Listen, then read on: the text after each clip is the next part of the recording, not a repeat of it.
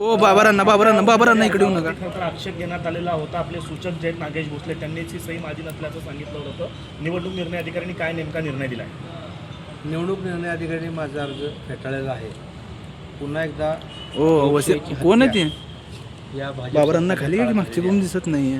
संविधान पायदळी तोडण्याचं काम यांनी केलेलं आहे. एक सरळ मार्गे मी माणूस नगरपालिकेची निवडणूक लढवून प्रत्यक्ष आज विधान परिषदेची उमेदवारी महाविकास आघाडीच्या वतीने काँग्रेस पक्षातर्फे भरली.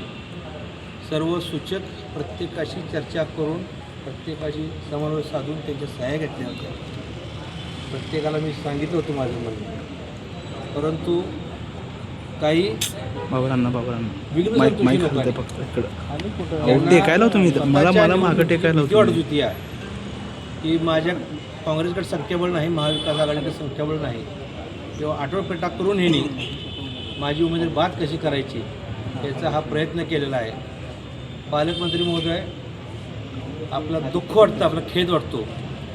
साताऱ्यातसुद्धा मेजॉरिटी शिवसेनेच्या एकनाथ शिंदे गटाची असताना आपण जो राडा केला पुन्हा लोकशाहीचा ह्या सोलापूरमध्ये पालकमंत्री महोदयांनी केलेला आहे, त्याचा गोष्टीचा मी धिक्कार करतो, निषेध करतो.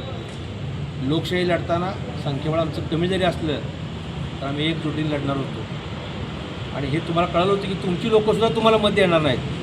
त्यावेळेस तुमच्या पायाखालची वाळू सरकली आणि मग तुम्ही ह्या उमेदवारी अर्ज कसे डिस्क्वालिफाय करायचे, उमेदवार कशी बाद करायची या प्रक्रियेच्या कामाला लागला.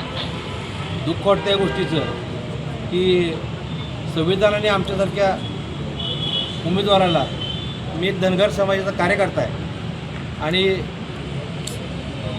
या बाबतीत काँग्रेस पक्षाने मला एवढी मोठी संधी दिली होती.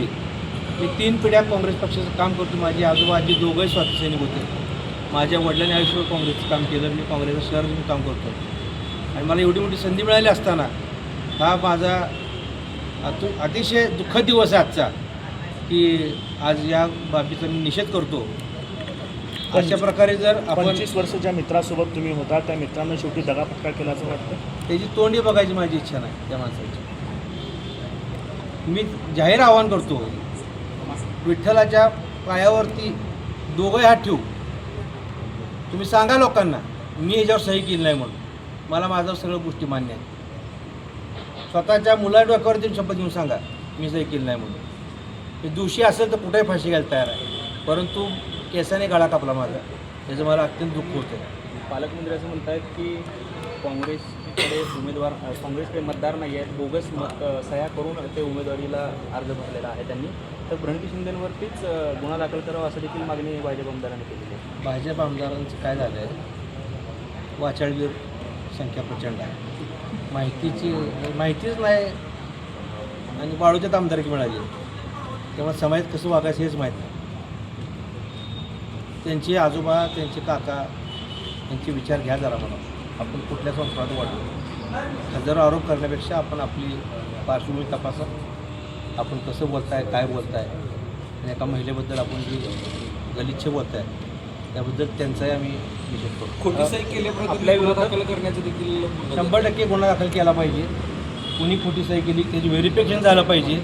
ते पुणे लॅब आणि हैदराबाद लॅबला त्याची सहीचे नमुने पाठवून ते तपासलं पाहिजे, अशी मीच मागणी करतो या गोष्टीची. आणि दोषी असेल तर मी चौकात फाशी घ्यायला तयार आहे. या संदर्भात कोर्टात तुमची काय असणार आहे? कोर्टात 100% जाणार आहे आम्ही त्या बाबीसाठी. आणि मेहरबान कोर्टावर आमचा विश्वास राहिला आता या बाबतीत. कारण अधिकारी सर्व त्या पालकमंत्र्या दबावाला बळी पडलेले आहेत असं दिसून आलं आहे. अनेक निकालामध्ये सुद्धा असं दिसून येते सुप्रीम कोर्टाच्या, हायकोर्टाच्या, की सही एकदा केल्यानंतर ती सही मॅच होते का नाही. उमेदवाराने ॲफिडेविट दिलेलं आहे ते 18(2) एक त्यातलं कलम आहे, त्यामध्ये त्यात स्पष्ट उल्लेख केला असताना सुद्धा कलेक्टर साहेबांनी आमचा फेटाळला अर्ज. त्याचं दुपारी 1 वाजता छाननीची प्रक्रिया पूर्ण पडलेली होती. जवळपास 6.5 तास होता, कारण 6.5 तासानंतर हा निकाल येतो आहे. या निकालानंतर या सगळं तुम्ही जे म्हणता पालकमंत्र्यांचा दबाव होतो, त्या दबावावरती थोडा वेळ लागला. 100% निकाल 1 मिनिटात देत आहे, तो लक्षात ठेवा. यस नो अर्ज त्यांच्यासमोर सुनावणी झाली, हरकती झालेल्या आहेत, मंजूर नामंजुरी आधी त्यांना लगेच लावता येते. त्याची चर्चा अनेक गोष्टी घडली की अर्ज कसा बाद करायचा आणि कुठल्या बाबतीत बाद करायचा, याचं सर्व चर्चा करूनच ही कार्यक्रम केलेला आहे. भोसलेंसोबतची तुमची ऑडिओ क्लिप जी आहे ते व्हायरल होते आहे. त्या ऑडिओ क्लिपमध्ये नेमकं काय घडलं होतं, दबावाचा त्यामध्ये बोललं जातं. त्याचीही फॉरेन्सिक चौकशी करण्याची माझी मागणी आहे. ती ऑडिओ क्लिप जर खोटी आढळलीच तर मला शिक्षा भोगायला मी तयार आहे. काय म्हणणं होतं त्याचं? त्यांना मी फोन केला, काय चाललंय काका. त्यांना पंढरपूरला नागेश काका हाक मारले. मी त्यांना विचारलं, काका काय चाललंय, काय नाही म्हणले, दबाव येतोय म्हणले मला, आणि 3 लोकांचा दबाव येतो. मग मी त्यांना म्हटलं, काका गावाला येऊन जाऊ उद्या सकाळी लवकर, म्हणजे प्रॉब्लेम येणार नाही काय. तर ते तुम्हाला पुन्हाच दबाव येतो मी त्यांना बोलल्यानंतर ते म्हणजे प्रत्यक्ष आपण बोलू भेटल्यानंतर. सकाळी मी त्यांच्याकडे 9 वाजता गेलो इकडे छाननीला यायच्या अगोदर, तर त्यांचा मोबाईल स्विच ऑफ होता, घरी नव्हते ते म्हणून सांगितलं. ठीक आहे म्हटलं, आजारी आहेत ते, त्यांची तब्येत ठीक नाही आहे, मध्ये ॲडमिट गिफ्ट द्यायला सोबत मग झोपले असतील, कशाला उठवायचं. मी सोलापूर निघून आलो आणि इकडे येता आल्यानंतर सुद्धा मला माहीत नव्हतं.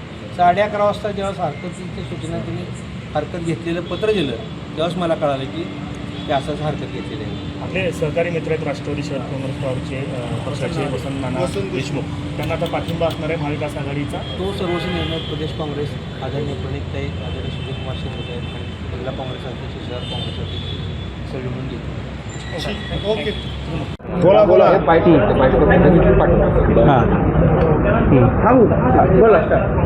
आत्तापर्यंत निर्णय या ठिकाणी राखीव ठेवला होता. 3 वाजता निर्णय येणं अपेक्षित असताना आता या ठिकाणी 8ला 5 मिनटं कम असताना या ठिकाणी निर्णय दिलेला आहे. काँग्रेसचा अर्ज या ठिकाणी बाद ठरवलेला आहे. आदित्य फत्तेपूर यांचा व वाघमोडे यांचा अर्ज बाद ठरवलेला आहे. पण आम्ही जे भाजपच्या उमेदवारावर हरकत घेतली होती, राजेंद्र राऊत यांनी अर्जामध्ये श्री राजेंद्र विठ्ठल राऊत अशा प्रकारचा उल्लेख केला होता. ज्या वेळेला या देशाचा राष्ट्रपती देखील अर्ज भरतो, या देशाचा पंतप्रधान अर्ज भरतो, त्यावेळेला नरेंद्र दामोदर मोदी अशा प्रकारचा उल्लेख केला जातो. पण या ठिकाणी श्री राजेंद्र विठ्ठल राऊत हा जास्तीचा उल्लेख केल्यामुळं अर्ज बाद व्हावा अशा प्रकारची आम्ही हरकत घेतली होती. दुसरी गोष्ट, निवडणूक लागण्याच्या पूर्वी 10 वर्ष कुठल्याही शासकीय निवासाचा लाभ घेतला नाही अशा प्रकारे अपडेटमध्ये श्री राजेंद्र राऊत यांनी उल्लेख केला होता. पण ते 2019 ते 2024 विधानसभेचे सदस्य होते, आमदार होते, त्यांना आमदार निवास होतं, तरी देखील त्यांनी त्यामध्ये आमदार निवासचा वापर केला नाही अशा प्रकारे त्यांनी त्या ठिकाणी उल्लेख केलेला आहे.